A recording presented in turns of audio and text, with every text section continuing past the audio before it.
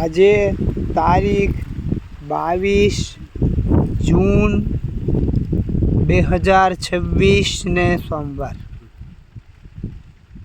5 જૂન વિશ્વ પર્યાવરણ દિવસ। આપ અહીંયા જોઈ શકો છો, આ ગેંગડું છે, ઔષધીય પદાર્થ છે। આ ગેંગડું છે એને અહીંયા આજે અમે રોપી રહ્યા છીએ। જય ખોડલ સુભાષ પાલેકર કૃષિ પંચસ્તરીય જંગલ મોડેલ છે, એમાં ફરતા શેઢે એની કિનારી છે, ત્યાં આજે આ ગેંગડું ઔષધીય વનસ્પતિ બે કામ થાય।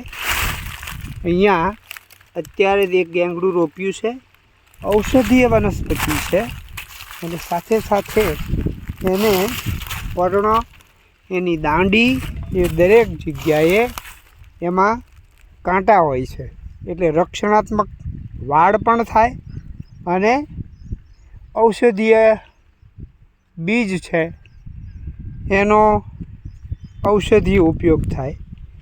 એટલા માટે આપ જોઈ શકશો, હમણાં હું અહીંયા એનો ખાડો કરી અને એ ગેંગડું રોપવાનો છું। જુઓ, અહીંયા એકમની મદદથી ગેંગડું રોપવા માટેનો ખાડો કરી રહ્યો છું।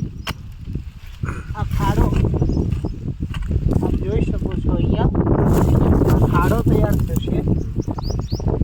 2 દિવસ પહેલાં અહીંયા વરસાદ પડેલો, 2 ઇંચ જેટલો વરસાદ પડેલો, એટલે જો આની માટી પણ ભીની માટી છે।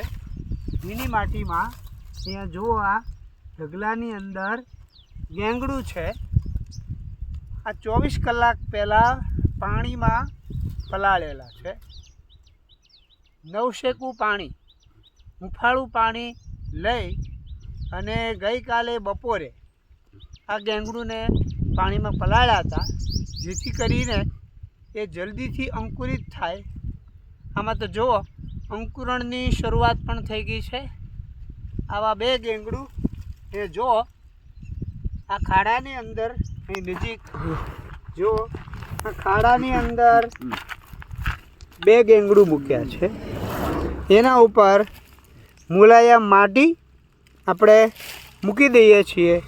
ભેજવાળી માટી છે, એટલે 8 દિવસની અંદર આ ગેંગડું છે એ તૈયાર થઈ જશે। એટલે આના 2 ઉપયોગો છે। એને કાંટા હોય છે એટલે રક્ષણાત્મક વાડ થાય, અને સાથે સાથે એનો ઔષધીય પદાર્થ છે, ગેંગડું છે, એનો ઉપયોગ થાય। જય ગૌ માતા।